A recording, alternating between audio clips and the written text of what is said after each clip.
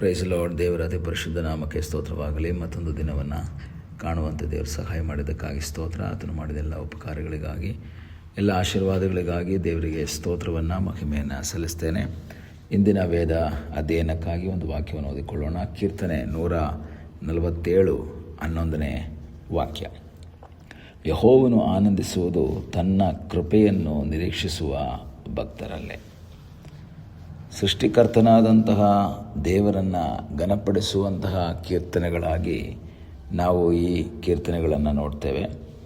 ಅದರಲ್ಲಿ ಅದರ ಮಧ್ಯಭಾಗಕ್ಕೆ ಬರುವಂಥ ಸಮಯದಲ್ಲಿ ಕೀರ್ತನೆಗಾರನು ಹೇಳ್ತಾ ಇದ್ದಾನೆ, ಕುದುರೆಯ ಶಕ್ತಿಯಲ್ಲಿ ಆತನಿಗೆ ಇಷ್ಟವಿಲ್ಲ, ಆಳಿನ ತೊಡೆಯ ಬಲವನ್ನು ಮೆಚ್ಚುವುದಿಲ್ಲ. ಕೆಲವು ಸಂದರ್ಭದಲ್ಲಿ ಮುಖ್ಯವಾಗಿ ಇದನ್ನು ದಾವೀದನು ಬರೆದಿದ್ದಾನೆಂಬುದಾಗಿ ಪಂಡಿತರು ಅಭಿಪ್ರಾಯಪಡ್ತಾರೆ.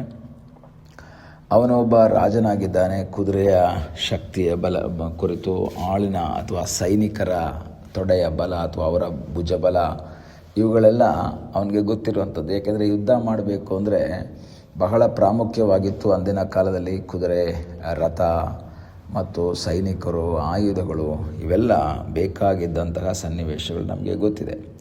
ಆದರೆ ಕೀರ್ತನೆಗಾರ ಅಂತ ದಾವೀದನು ಹೇಳುವಂಥ ಒಂದು ಮಾತು ಏನು ಅಂತ ಹೇಳಿದ್ರೆ, ಕುದುರೆಯ ಶಕ್ತಿಯಲ್ಲಿ ಆತನಿಗೆ ಇಷ್ಟ ಇಲ್ಲ, ಆಳಿನ ತೊಡೆಯ ಬಲವನ್ನು ಮೆಚ್ಚೋದಿಲ್ಲ. ಅದರ ಅರ್ಥ ಕುದುರೆ ಶಕ್ತಿಯಲ್ಲಿ ಇಷ್ಟಪಡೋದಿಲ್ಲ ಅಂದರೆ ದೇವರು ಇಷ್ಟಪಡಲ್ಲ ಅಂತಲ್ಲ.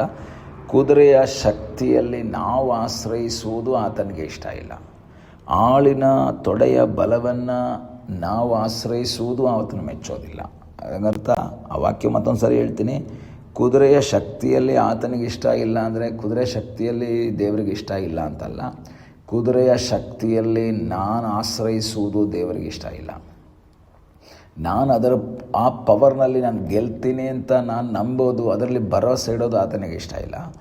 ಆಳಿನ ತೊಡೆಯ ಬಲವನ್ನು ಮೆಚ್ಚುವುದಿಲ್ಲ ಅಂತ ಹೇಳಿದ್ರೆ, ಆಳಿನ ತೊಡೆಯ ಬಲವನ್ನು ನಂಬಿ ನಾನು ಮುಂದೆ ಸಾಗುವುದು ಆತನಿಗೆ ಇಷ್ಟ ಇಲ್ಲ. ಯಾಕೆ ಅಂದರೆ ಕುದುರೆ ಒಂದು ಪ್ರಾಣಿ, ಮನುಷ್ಯ ಅದು ಆಳು ಒಬ್ಬ ನರಪ್ರಾಣಿ. ಅದು ಮೂಕ ಪ್ರಾಣಿ, ಇದು ನರಪ್ರಾಣಿ. ಇವೆರಡನ್ನೂ ಸಹ ಕಂಟ್ರೋಲ್ ಮಾಡುವಂತಹ ಒಬ್ಬ ವ್ಯಕ್ತಿ ಮೇಲಿದ್ದಾನೆ, ಅಥವಾ ಇವೆರಡನ್ನು ಸೃಷ್ಟಿ ಮಾಡಿದಂತಹ ಒಬ್ಬ ದೇವರ ಮೇಲಿದ್ದಾನೆ. ಕುದುರೆಯ ಶಕ್ತಿ ಯಾವಾಗ ಬೇಕಾದರೂ ಕುಂದಿ ಹೋಗ್ಬೋದು. ಜಸ್ಟ್ ಅದಕ್ಕೊಂದು ಮಸಲ್ ಎಳ್ಕೊಂಬಿಟ್ರೆ, ನರ ಎಳ್ಕೊಂಡ್ರೆ ಅದಕ್ಕೆ ಓಡೋಕ್ಕಾಗಲ್ಲ. ಕುದುರೆ ಭಾಳ ಪವರ್ಫುಲ್ಲಾಗಿ ಓಡುವಂಥದ್ದು, ಯುದ್ಧದಲ್ಲಿ ಸಹಾಯ ಮಾಡುವಂತಹ ಒಂದು ಪ್ರಾಣಿ ಆಗಿದ್ದರೂ ಸಹ ಅದಕ್ಕೆ ಒಂದು ನರ ಎಳ್ಕೊಂಡ್ರೆ ಅಥವಾ ಏನೋ ಒಂದು ಗಿಡಿನೆಸ್ ಅದಕ್ಕೆ ಬಂದರೆ ಅದರಿಂದ ಏನೂ ಮಾಡೋಕ್ಕಾಗಲ್ಲ. ಆಳಲ್ಲಿ ತೊಡೆಯ ಶಕ್ತಿ ಇದೆ, ಆದರೆ ಸ್ನಾಯು ಸೆಳೆತ ಬಂದರೆ, ಮಸಲ್ ಏನಾದರೂ ಇಟ್ಕೊಂಡ್ರೆ ಅವನಿಗೆ ಏನೂ ಮಾಡೋಕ್ಕಾಗಲ್ಲ. ಇವೆರಡನ್ನು ಕಂಟ್ರೋಲ್ ಮಾಡುವಂತಹ ಒಬ್ಬ ಮೇಲೊಬ್ಬರು ದೇವರಿದ್ದಾರೆ. ಅದರಿಂದ ದೇವರು ಹೇಳ್ತಾ ಇದ್ದಾರೆ, ನೀನು ಕುದುರೆಯ ಶಕ್ತಿಯಲ್ಲಿ ಇಷ್ಟಪಡಬೇಡ, ಅಥವಾ ಆಳಿನ ತೊಡೆಯ ಬಲವನ್ನು ನೀನು ಮೆಚ್ಚಬೇಡ. ಅದು ದೇವರಿಗೆ ಇಷ್ಟ ಆಗಲ್ಲ. ಆದರೆ ಯಾರನ್ನ ಕಂಡ್ರೆ ದೇವರಿಗೆ ಇಷ್ಟ? ಯೆಹೋವನು ಆನಂದಿಸುವುದು ತನ್ನ ಕೃಪೆಯನ್ನು ನಿರೀಕ್ಷಿಸುವ ಭಕ್ತರಲ್ಲೇ. ನಿನಗೆ ಕುದುರೆ ಇರ್ಬೋದು, ನಿನಗೆ ರಥ ಇರ್ಬೋದು, ನಿನಗೆ ಸೈನಿಕರಿರ್ಬೋದು, ಆದರೆ ನೀನು ಆಶ್ರಯಿಸಬೇಕಾದದ್ದು ದೇವರ ಕೃಪೆಯಲ್ಲಿ.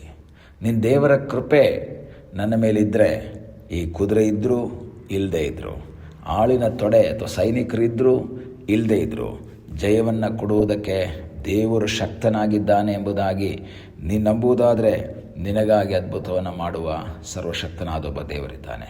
ಒಂದು ವೇಳೆ ಈ ವಾಕ್ಯವನ್ನು ಕೇಳುವಂತಹ ದೇವರ ಮಕ್ಕಳೇ, ನಿಮಗೆ ಒಳ್ಳೆಯ ಸಂಬಳ ಇರ್ಬೋದು, ಒಳ್ಳೆಯ ಆರೋಗ್ಯ ಇರ್ಬೋದು, ಒಳ್ಳೆಯ ಆಸ್ತಿಪಾಸ್ತಿಗಳಿರ್ಬೋದು, ಇವೆಲ್ಲ ಇದ್ದು ನೀವು ಅದರಲ್ಲಿ ಆಶ್ರಯಿಸಿದ್ರೆ ದೇವರು ಮೆಚ್ಚೋದಿಲ್ಲ. ಲೂಕ 12ನೇ ಅಧ್ಯಾಯದಲ್ಲಿ ಓದ್ತೀವಿ, ಒಬ್ಬ ವ್ಯಕ್ತಿ ಬೆಳೆಯನ್ನು ಬೆಳೀತಾನೆ, ಬೆಳೆ ಹೆಚ್ಚಾಗುತ್ತೆ, ಅದನ್ನು ತನ್ನ ಗೋಡೌನನ್ನು ಕೀಳಿಸಿ ದೊಡ್ಡ ಗೋಡೌನನ್ನು ಕಟ್ಟಿ ಅದರಲ್ಲಿ ಇಟ್ಬಿಟ್ಟು ಹೇಳ್ತಾನೆ, ಆತ್ಮವೇ ತಿನ್ನು ಕುಡಿ, ನಿನಗೆ ಬೇಕಾದಷ್ಟು ಉಳ್ಕೊಂಡಿದೆ, ನಿನಗೆ ಬೇಕಾದಷ್ಟಿದೆ.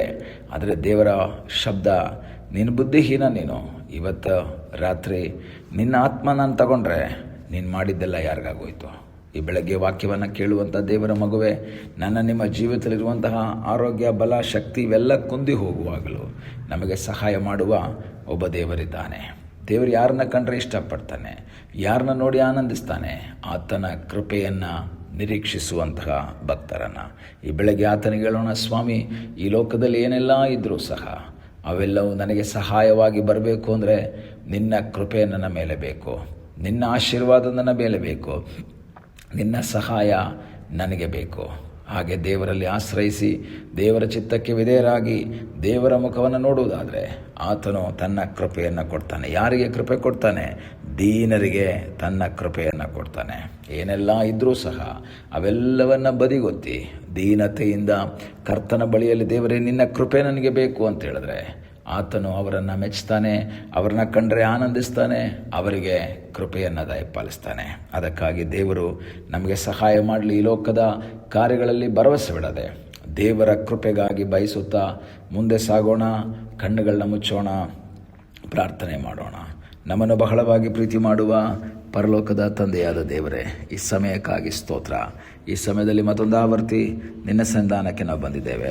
ನಮ್ಮನ್ನೇ ನಿನ್ನ ಪಾದಗಳಿಗೆ ಒಪ್ಪಿಸಿಕೊಡ್ತೇವೆ. ನಿನ್ನ ಕೃಪೆ, ನಿನ್ನ ಆಶೀರ್ವಾದ, ನಿನ್ನ ಸಾನ್ನಿಧ್ಯ ನಮ್ಮ ಸಂಗಡ ಇರುವುದಕ್ಕಾಗಿ ನಿನಗೆ ಸ್ತೋತ್ರ.